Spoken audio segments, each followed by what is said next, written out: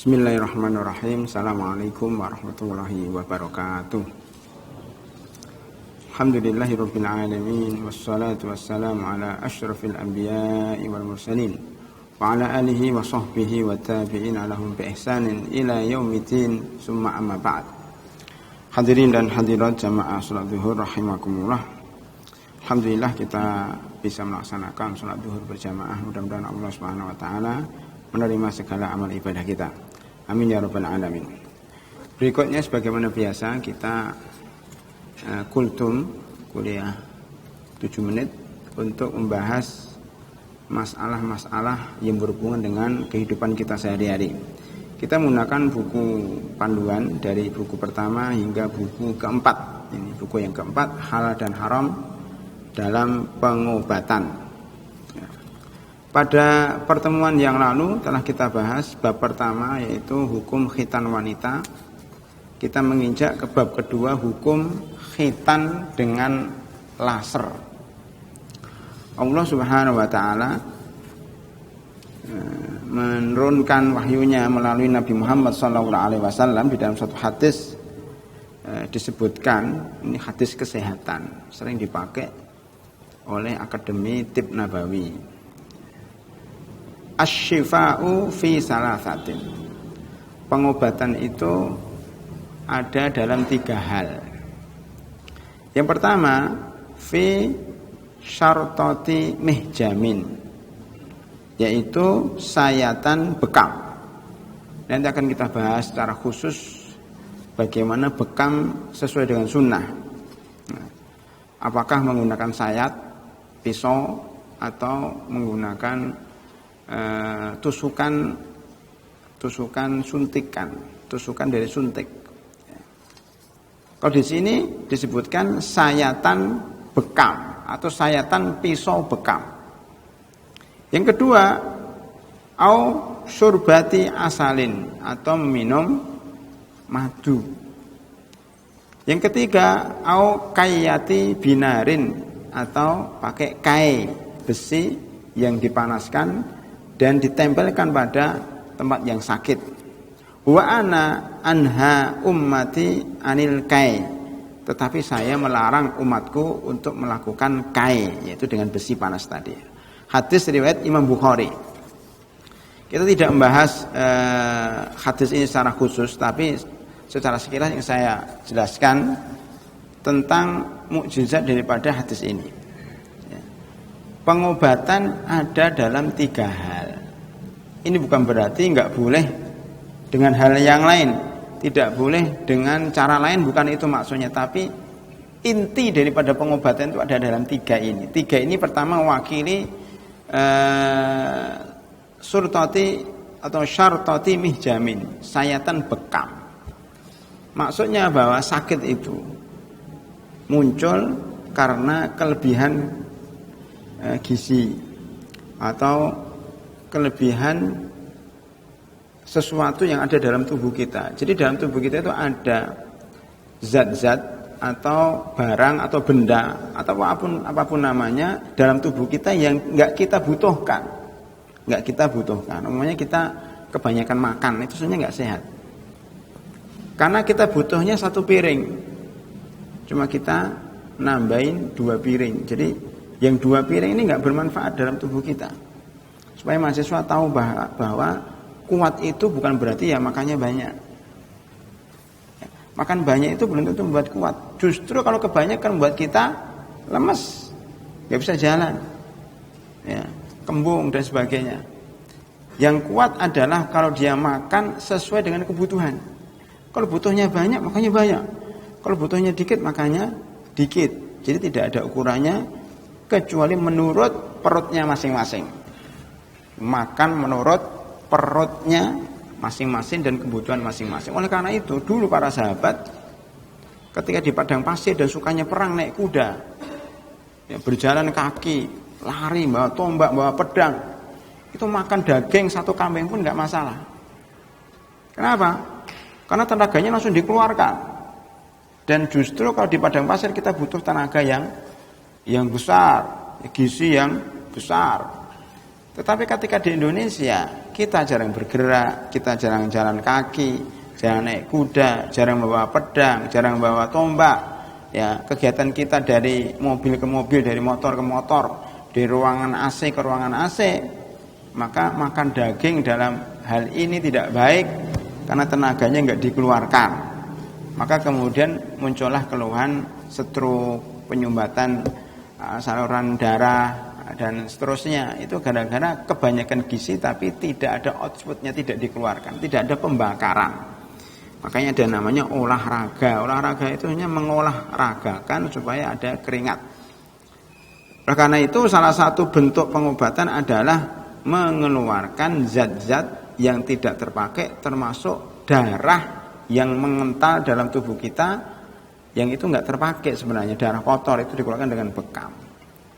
Yang kedua, surbati asalin, kita minum madu.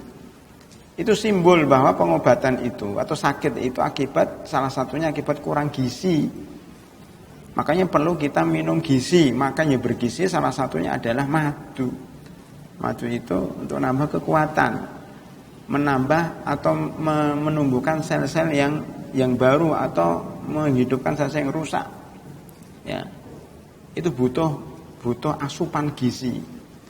Makanya kalau orang sakit itu salah satu caranya dikeluarkan apa yang ada dalam tubuh kita dengan cara bekam, dengan cara akupuntur, ya, dengan cara apa? Kita BAB, kita buang air besar, air kecil itu juga sehat. Makanya yang BAB tiap pagi pada subuh itu tandanya dia sehat. Kenapa? Karena kotoran-kotorannya, ya, orang menyebutkan itu racun, namanya toksin. Jadi detoksinya itu jalan. Ya, itu kalau pagi dia ke WC atau ke toilet untuk mengeluarkan racun-racun. Tanda orang itu sakit kalau seminggu enggak BAB, itu sakit. Ya, kenapa? Kotorannya dikeluarkan di mana? Udah enggak keringatan, enggak buang air kecil, enggak buang air besar, itu numpuk dalam tubuh. Ya. Yang kedua, caranya adalah kita makan bergizi. Tidak harus banyak, sedikit tapi bergizi kayak madu ini. Cukup ya minum madu itu sekali atau sehari 3 kali, umpama itu sehari sekali. Bahkan zaman dulu maunya Anda bayangkan tentara, ya, para mujahidin perang berjalan 700 kilo di bawah terik matahari, tapi enggak pernah makan nasi uduk, tapi kuat. Ya, enggak pernah makan sambal pecel, tapi kuat. Ya, enggak pernah makan nasgor, ini kesukaan mahasiswa nasgor, kuat. Ya, kenapa? Karena makanya kurma, ya, madu, habas sauda, minyak zaitun. Nah, ini sehingga mereka kuat. Seandainya mau daging saja, enggak daging dicampur dengan nasi. Ya. Maka itu rahasia kenapa mereka makan daging kok enggak kolesterol. Enggak ada nasinya, Pak. Ya.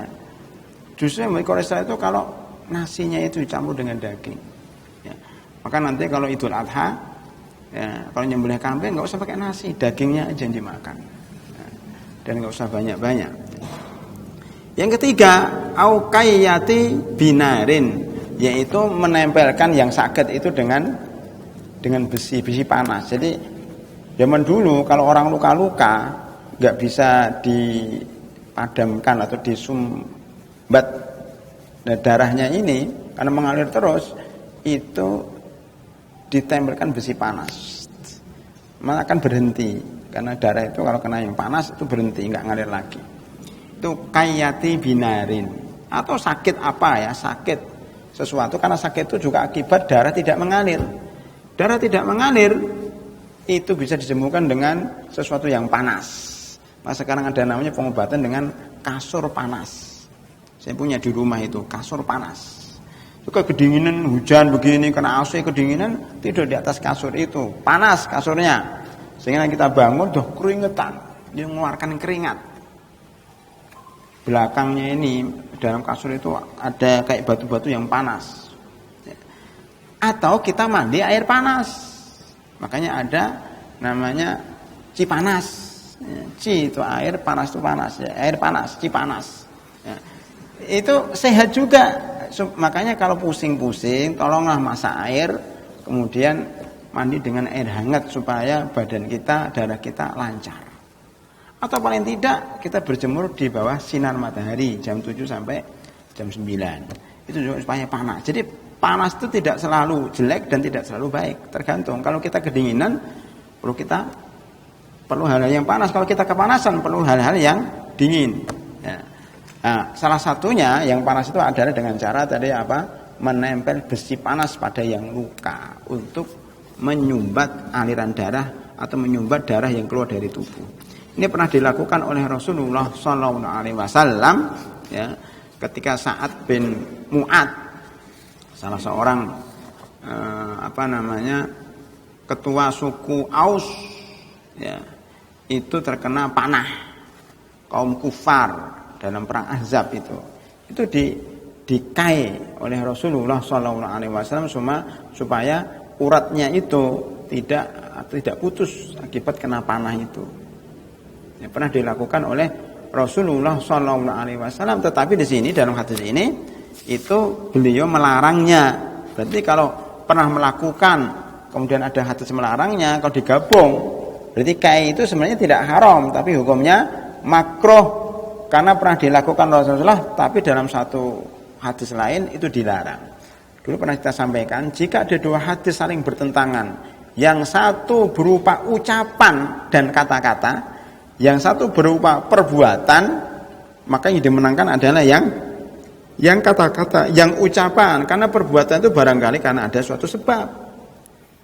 Tetapi ketika Rasulullah melarang dan dilanggar sendiri, itu maknanya itu dibolehkan atau hukumnya makruh. Contoh lain, beliau melarang seseorang untuk BAB atau BAK dengan menghadap kiblat atau membelakangi kiblat. La tastaqbilu al-kiblata wa la tastadbiruha bi ghaidin au baulin. Ya. Tidak boleh kalian menghadap kiblat atau membelakanginya ketika Anda BAB atau ketika Anda buang air kecil. Tetapi di sisi lain beliau sendiri yang melanggar, yaitu ketika beliau berada di rumah salah satu istrinya itu Hafsah, ketahuan oleh Abdullah bin Umar, ini adiknya, melihat Rasulullah sallallahu alaihi wasallam itu sedang qadaul hajah ya, menghadap kiblat, membelakangi Baitul Maqdis. Ya. Makanya para ulama kemudian menjamak antara dua hadis larangan dan hadis yang diperbuat oleh Rasulullah SAW. Akhirnya mereka mengatakan bahwa yang tidak boleh itu kalau di lapangan, kalau di toilet yang berbentuk bangunan, maka itu dibolehkan.